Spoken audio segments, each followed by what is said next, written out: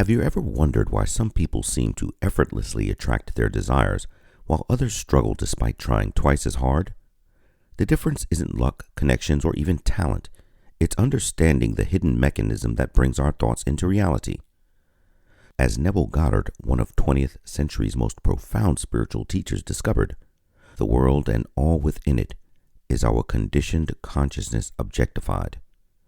In this book, you'll discover the most powerful creative force in the universe, one that you already possess but may not be using consciously. You'll learn how your feelings are the secret key to manifesting your desires, why most people unknowingly sabotage their own success, and the simple two-step process that can transform your life when applied consistently. What makes Neville Goddard's teachings so valuable is that they work regardless of your background, education, or current circumstances. The law that governs creation operates with mathematical precision for anyone who applies it correctly.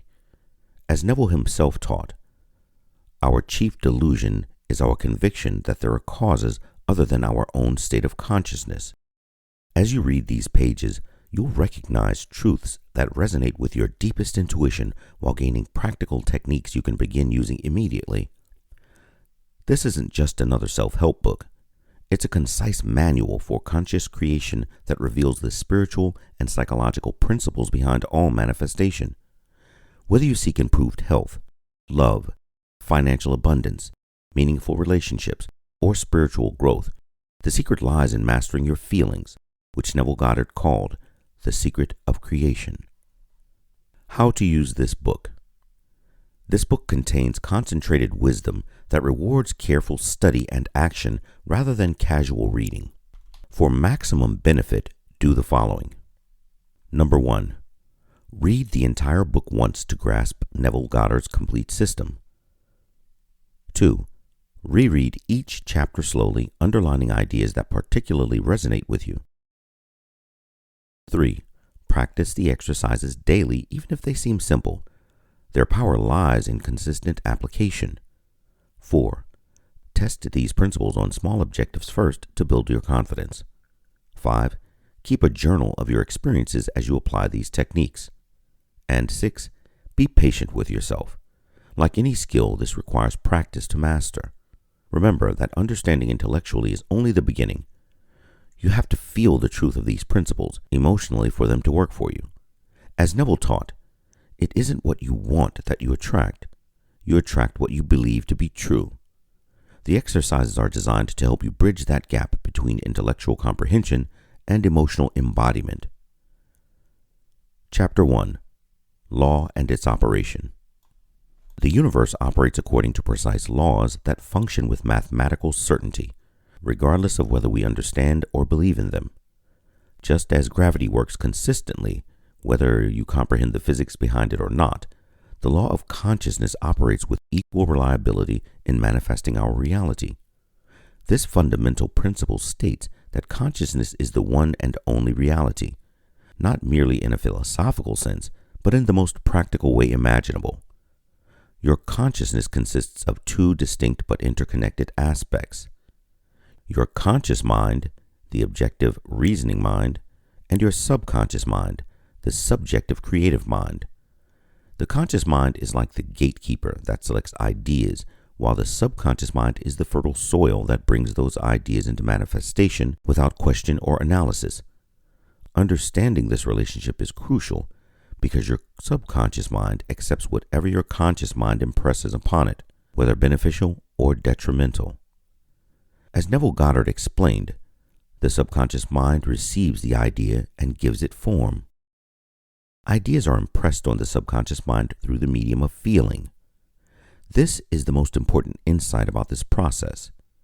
The transfer of ideas from conscious to subconscious mind happens primarily through feeling, not through intellectual understanding or willpower. When you generate feeling of already possessing what you desire, that feeling impresses itself upon your subconscious, which then works tirelessly to bring about conditions matching that feeling. This explains why intense desire often produces opposite results. The feeling behind the desire is one of lack, not of fulfillment. Most people unknowingly use this law in reverse, dwelling on feelings of lack, limitation, and fear, and then wondering why these conditions persist in their lives.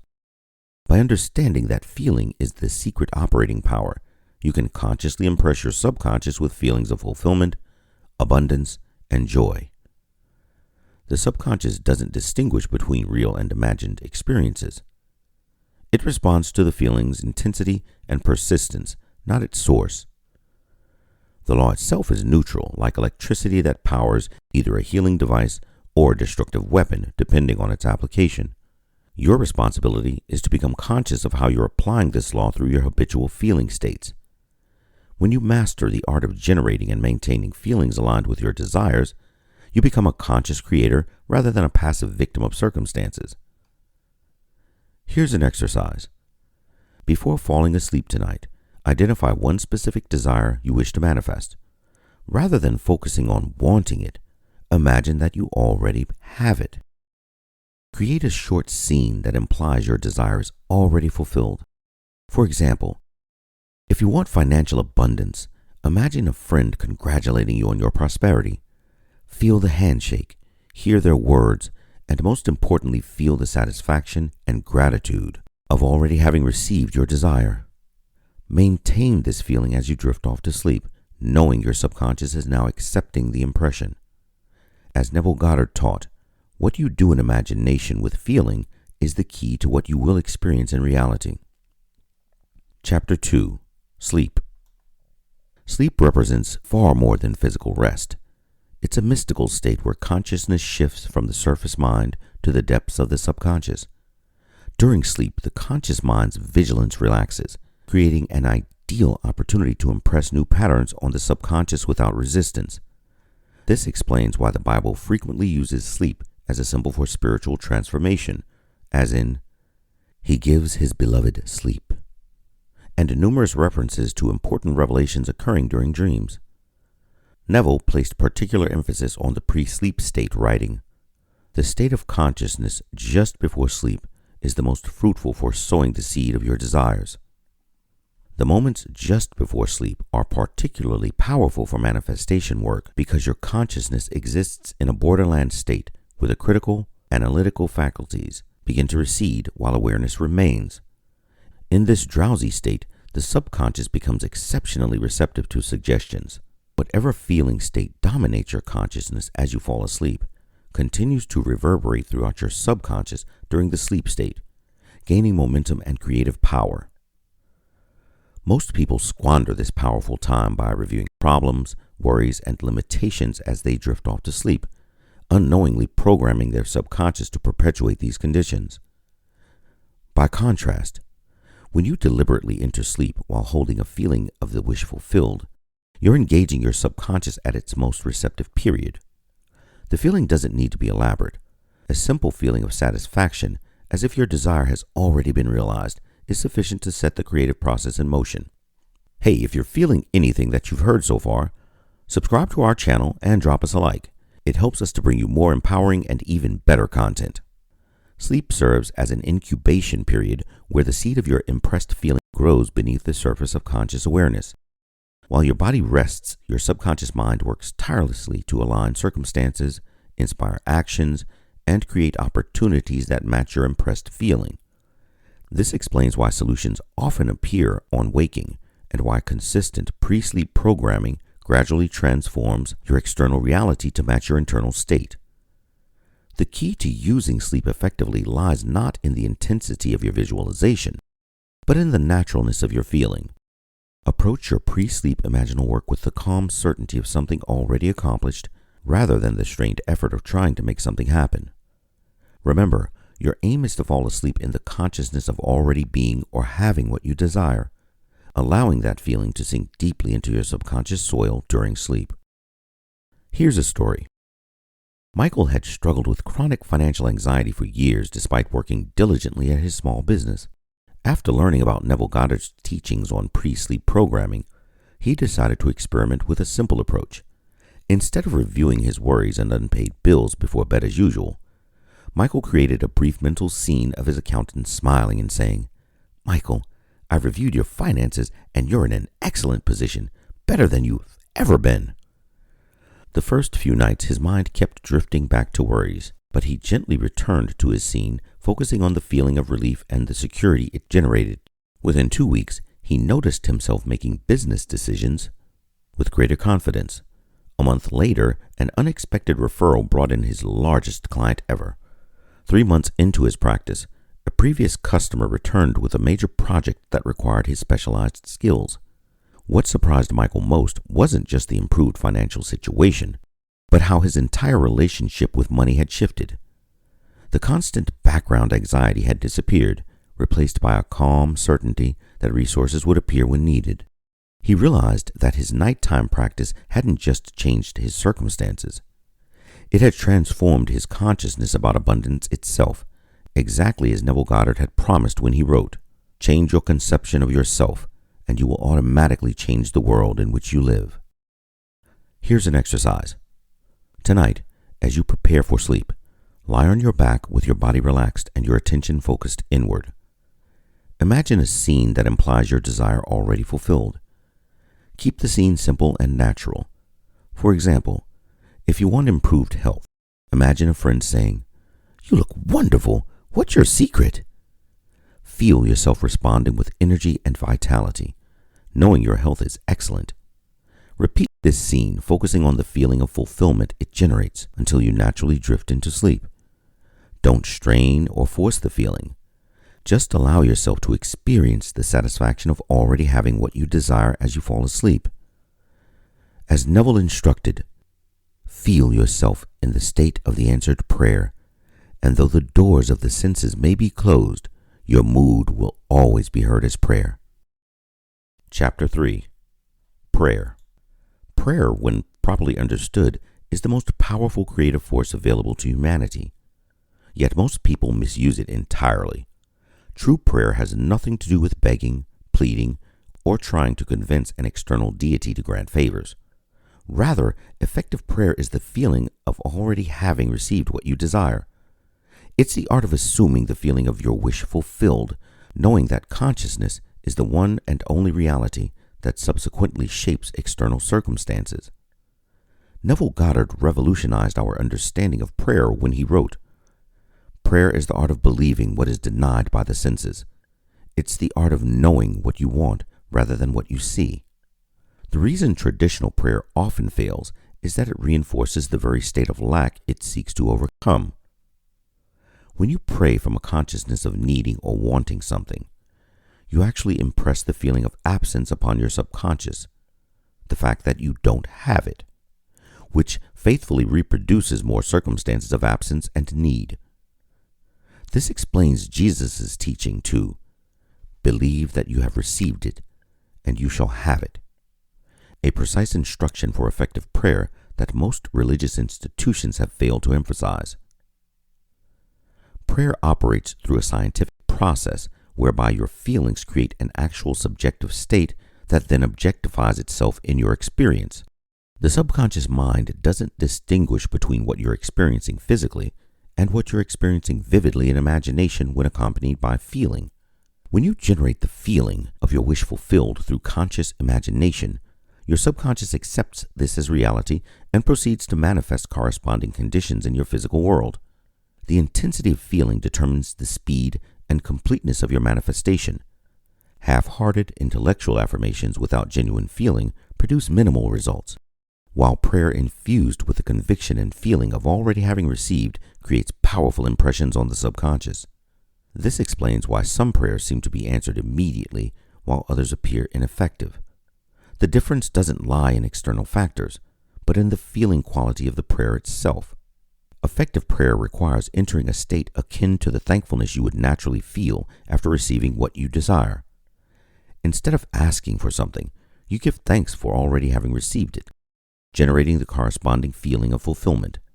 This feeling, when impressed upon your subconscious, sets in motion the creative forces that bring your desire into physical manifestation through what may appear as luck, coincidence, inspiration, or opportunity.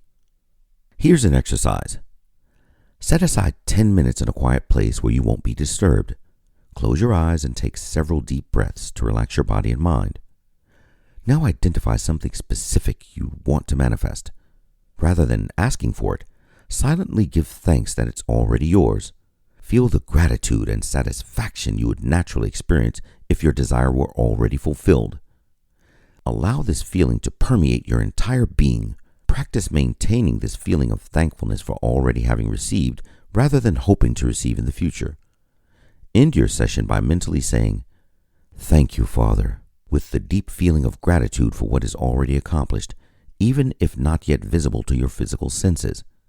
As Neville Goddard taught, you must assume the feeling of the wish fulfilled until your assumption has all the sensory vividness of reality.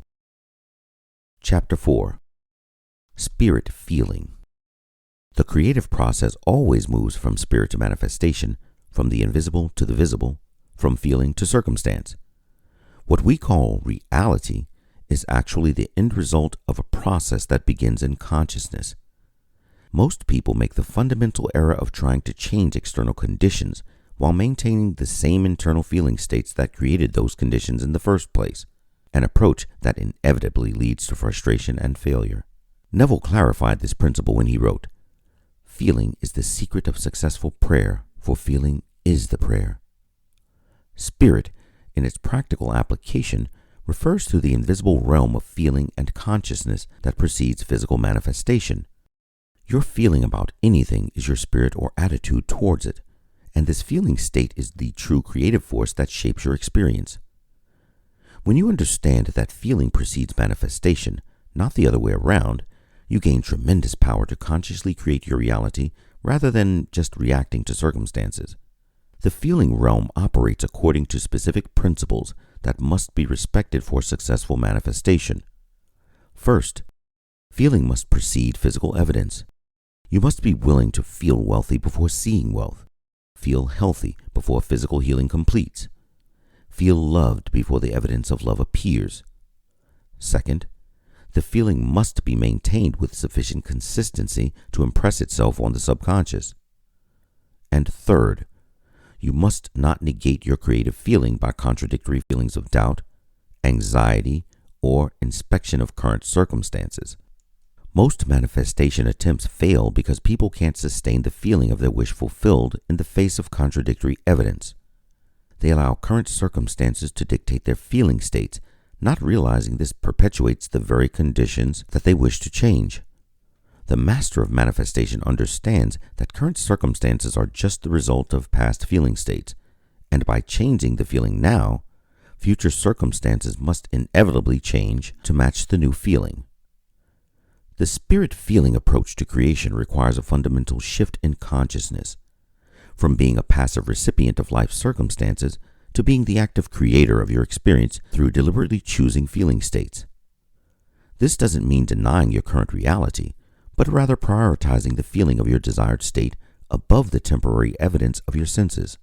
When you consistently maintain the feeling of your wish fulfilled despite appearances, you set in motion forces that must eventually bring your external world into alignment with your internal state. Here's a story.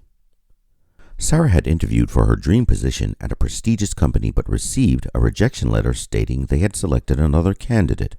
Instead of accepting this as final reality, she remembered Neville Goddard's principle that feeling precedes manifestation. Despite the evidence, she decided to maintain that feeling of already working at the company in her ideal role. Each morning, she spent time imagining walking in the building as an employee, feeling the satisfaction of contributing to important projects and enjoying relationships with colleagues. She maintained this feeling throughout her days, refusing to dwell on disappointment or rejection. When doubts arose, she gently returned to her chosen feeling state, remembering Neville's teaching that an assumption, though false, if persisted in, will harden into fact. 3 weeks later, she received an unexpected call from the company's HR department. The candidate they had selected had accepted another offer, and after further consideration of the applicants, they wanted to offer Sarah the position. What's more, the role had been slightly restructured to include additional responsibilities that perfectly matched her strengths. When Sarah later became friends with the HR director, she learned something fascinating. The company had initially chosen the other candidate by a very narrow margin, and Sarah had been their close second choice. The director remarked how fortunate it was that the timing worked out as it did.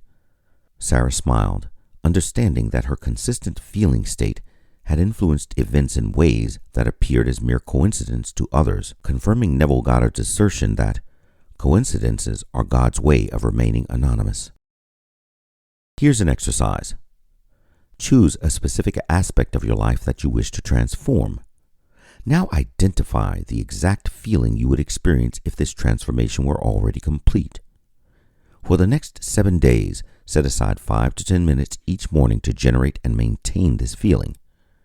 Close your eyes, relax your body, and imagine a simple scene that implies your desire is already fulfilled. Don't focus on the visual details, but on the feeling the scene generates.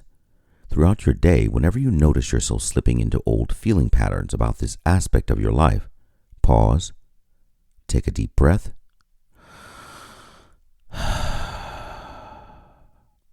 and consciously shift back to your chosen feeling state. Don't force it. Remember Neville Goddard's guidance. Your task isn't to make something happen, but to maintain the feeling that it already has happened.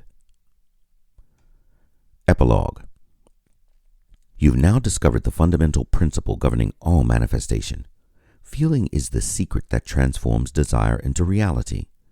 This knowledge places in your hands the master key to creating the life you truly want, regardless of your past experiences or current circumstances. Throughout this book, you've learned that your conscious mind selects ideas while your subconscious mind brings those ideas into manifestation based primarily on the feeling with which they're impressed. You've discovered the power of the pre-sleep state for programming your subconscious, the true nature of effective prayer as the feeling of the wish fulfilled, and the primacy of spirit feeling in the creative process. What separates those that achieve their desires from those who don't isn't luck, talent, or opportunity. It's the consistent application of this principle. As Neville Goddard taught, the world is yourself pushed out. Ask yourself what you want and then give it to yourself. Don't question how it will come about. Just go your way knowing that the evidence of what you've done must appear, and it will. The universe responds not to what you want or what you think you deserve, but to what you feel is already yours. As you move forward, remember that this practice becomes more effective with consistent application. Start with smaller desires to build your confidence, then gradually apply these principles to more significant aspects of your life. Be patient with yourself during this process of consciousness transformation. Old thought patterns and feeling habits may resist change, but with persistent practice, your new understanding will become your natural way of being. The greatest gift of Neville's teachings isn't just the ability to manifest specific desires, though that will certainly occur, but the profound shift from feeling powerless in a chaotic world to recognizing yourself as a conscious creator working with universal law. This awareness brings not only material changes, but a deep sense of peace, purpose, and connection with the divine creative force that sustains all existence. Now that feeling is no longer a secret to you, go forth and create consciously, knowing that as you master your internal state, your external world will eventually transform to reflect the new you. As Neville Goddard promised, change your conception of yourself, and you will automatically change the world in which you live. The end. Thanks for listening. If you see value in this workbook and you'd like to actually practice and apply these principles, you can buy the e-version for easier following along. Go to empower-u.net. That's the letter M like man, the word power, dash the letter u.net. You can also get the link in the description below. Again, thanks for listening. And if you like mind-expanding truths to build a successful life on, then subscribe to our channel and we will bring you more and more works that work. Also, share it with someone else that you may feel can use this. May love, peace, blessings, and prosperity rest on you and yours. Have a fantastic day.